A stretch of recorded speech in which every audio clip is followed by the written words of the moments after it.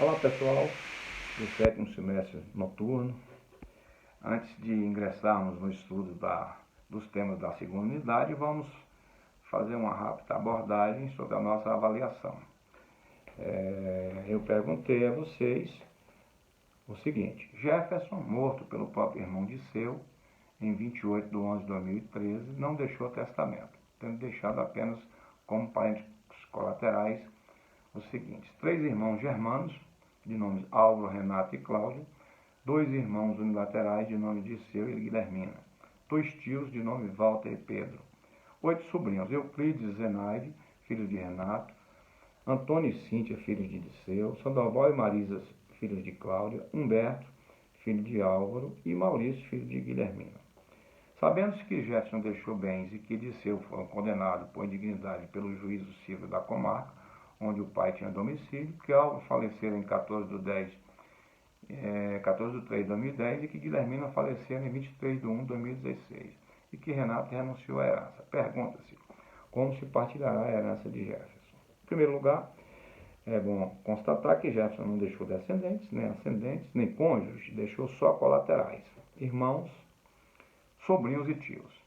Bom, se deixou irmãos, sobrinhos e tios, eu vou excluir logo os tios, porque os irmãos são colaterais em segundo grau e os sobrinhos são em terceiro, ao passo que os tios também são colaterais em terceiro. Só que a existência de sobrinhos exclui os tios.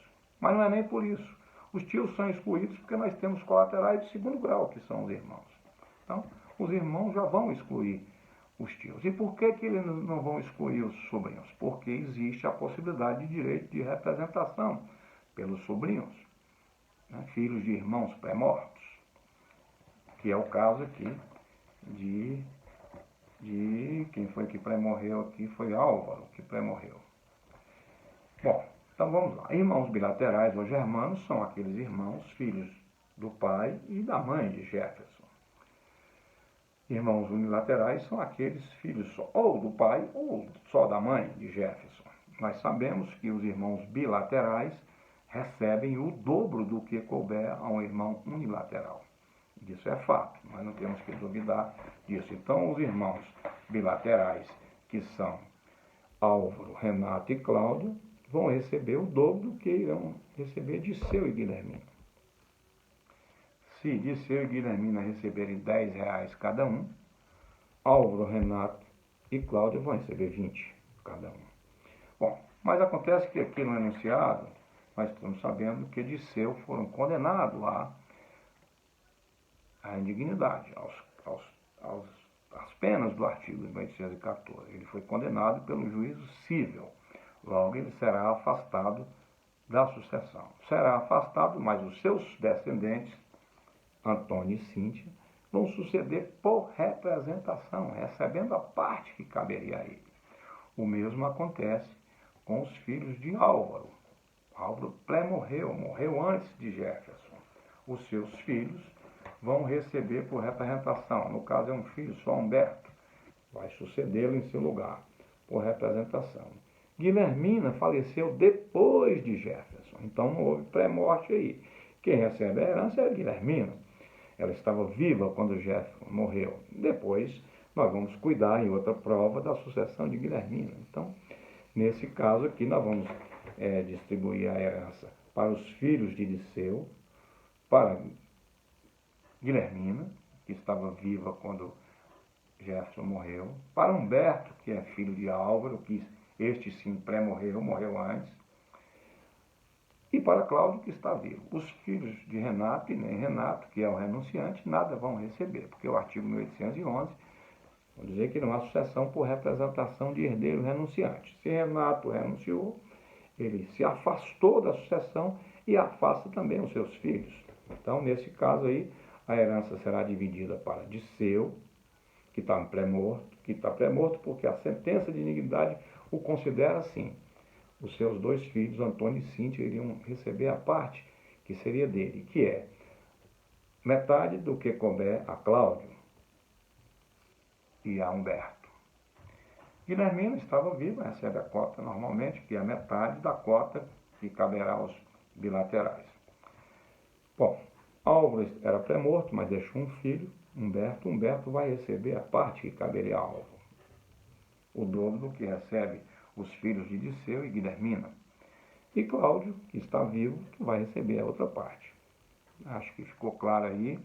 Eu vou dividir a herança, por exemplo, aí são 4, mas eu vou dividir em 6 partes. 2 partes para Cláudio, 2 partes para Humberto, que é filho de Álvaro, 1 parte para Guilhermina, 1 parte para Antônio e Cíntia. Essa é a resposta.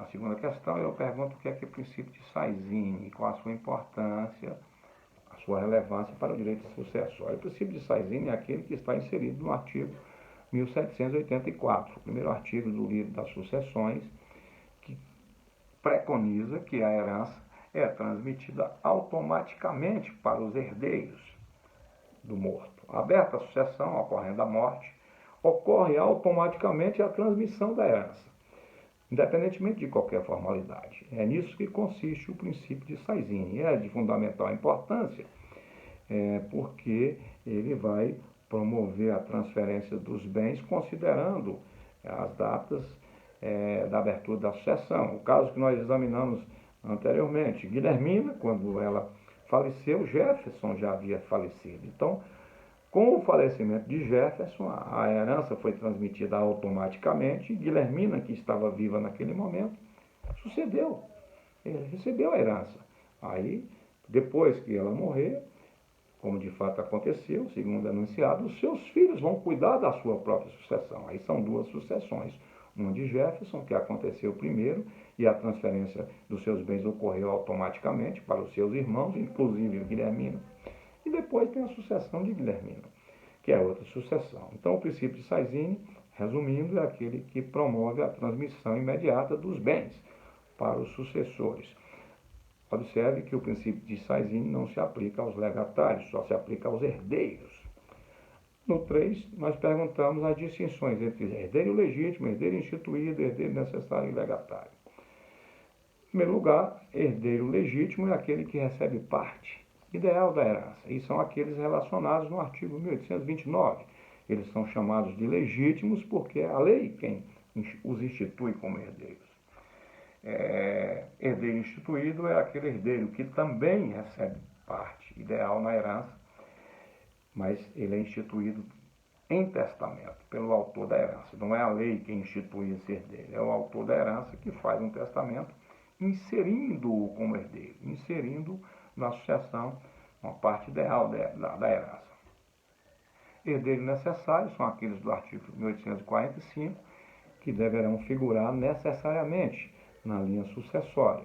São eles os ascendentes, o cônjuge e o companheiro também. Os colaterais não são herdeiros necessários, são herdeiros facultativos.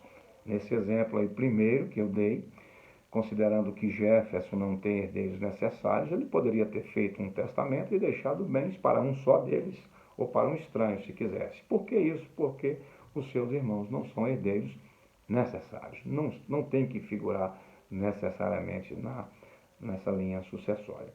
E o legatário é aquele que recebe um bem ou alguns bens determinados. Só acontece também por testamento. O autor da herança deixa um bem determinado, alguns bens determinados para uma pessoa. Diferentemente do herdeiro que recebe parte ideal, a totalidade, metade, 1/3, 2/3, enfim, e assim por diante, o legatário recebe um bem, uma fazenda, um cavalo, um apartamento, um automóvel. É um bem determinado, é um bem que o testador destaca do seu patrimônio para beneficiar alguém. Ok? Muito obrigado. Na sequência, daremos início ao estudo da segunda unidade.